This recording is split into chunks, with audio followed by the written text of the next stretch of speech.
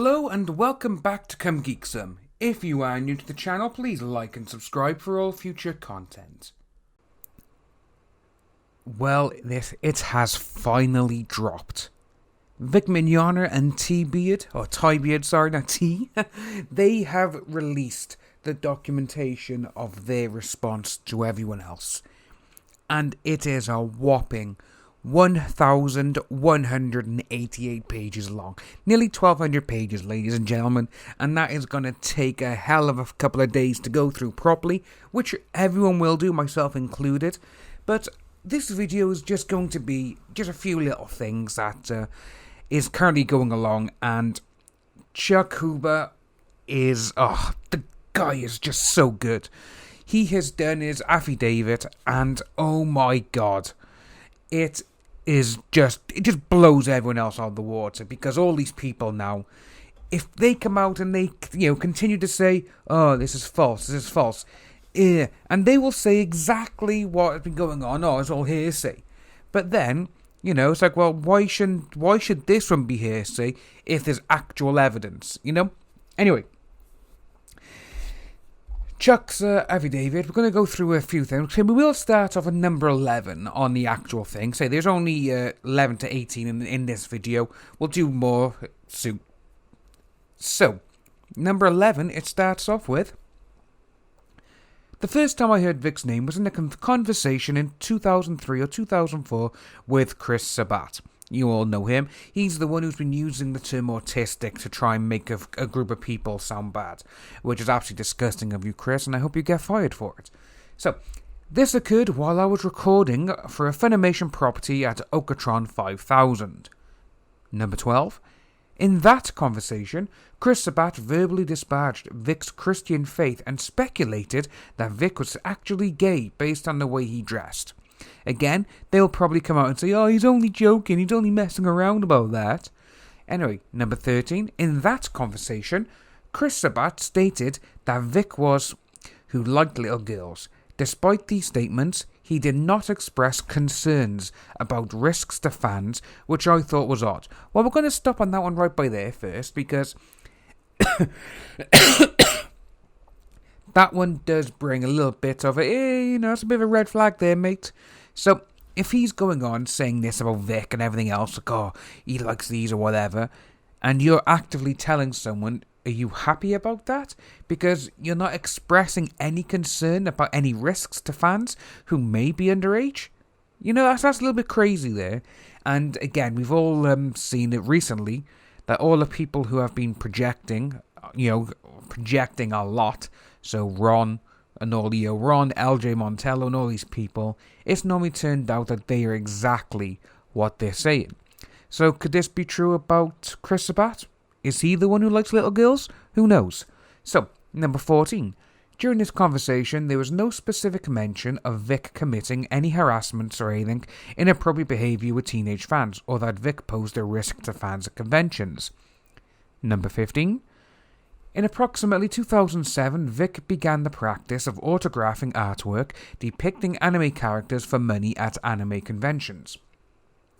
Number 16, so this is where other voice actors, Jamie Marchi, Monica Rial and Chris Sabat, and other FUNimation employees initially described that practice as stealing from fans, using fans, or being an arsehole. We all later adopted the same practices and currently follow those practices at conventions. Number 17. This behaviour by voice actors, Marchi, Rial and Sabat, and other employees towards Vic's successful business tactics demonstrates long-standing negative opinions about Vic. Well, with that one there, we've also had, obviously, Monica was jealous because her name wasn't on the cover of a film she was in. Same as not on the poster, not on anything. And she was the main character, but Vic's was. That's because Vic sells. Monica doesn't. So, number 18. In virtually all conversations I had with these voice actors when Vic was not present, disparaging remarks were made about Vic. Typical statements included, he's a prima donna, he's a douche, he's a diva, his clothes are gay, plus comments of his perpetrated infidelity, dislike of his conservative Christian beliefs, and personal attacks for his support of Donald Trump. All of these comments were made at one time or another by Monica Rial, Markey, Chris Sabat and others. All of them, however, conceded his ability to do his job. So, with all of them, I do find them really, really funny because these people are the ones who were, well, they're going around and they're like, oh, you don't do this, but look how they've acted. That is absolutely disgusting. It's, when you look at it and it's just like, what the hell is going on? I think it's really funny to see because these people, they didn't bet on anyone coming out like this in support of Vic. They didn't like it. And they didn't like it because, well, we all know why they didn't like it, because their lies are going to be found out.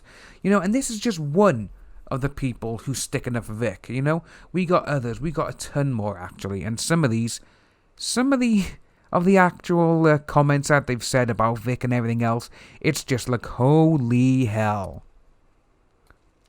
And what we're going to add by here now, I'm actually going to add a few more. These are from later on down in the actual deposition, and, well, the affidavits, I should say, and this is number 47 to 51. So, Chris Sabat engaged in negotiations, either directly or through FUNimation, for various projects with Toei Animation, owner of the Dragon Ball Z properties.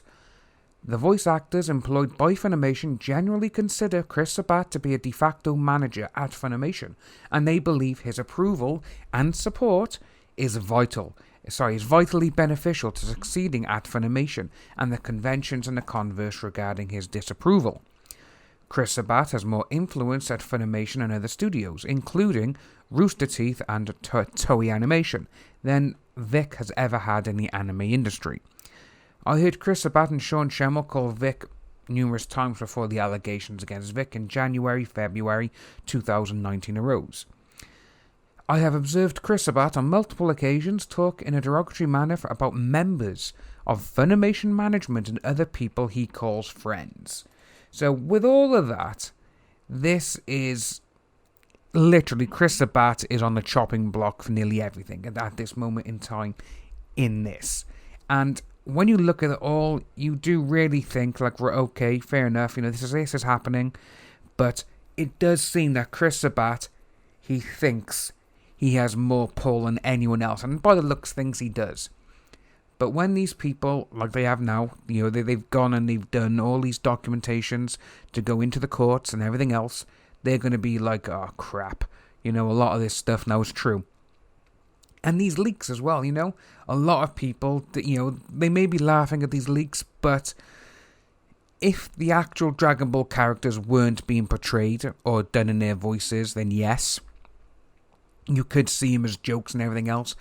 But when a company you're employed for has spent millions of dollars just to get these properties so they can put them out there and make more money, and this is how you're portraying them, then yeah, it's not exactly going to go down well. So I'm going to end that one by here. So we do have a lot more coming in the following days. We do have nearly 1,200 pages worth. So there's going to be quite a few things happening, and there's going to be lots of juicy little tidbits that will be coming out over the internet and obviously through Twitter in the next couple of hours, let alone, So it's going to go on for days, this is. Now, it's going to be great. We're going to see so much stuff. We're going to see so much information that we haven't seen before, and it's going to blow our minds. So if you are new with the channel, please smack that like button, hit the subscribe button as well, and I'll see all you lovely people soon.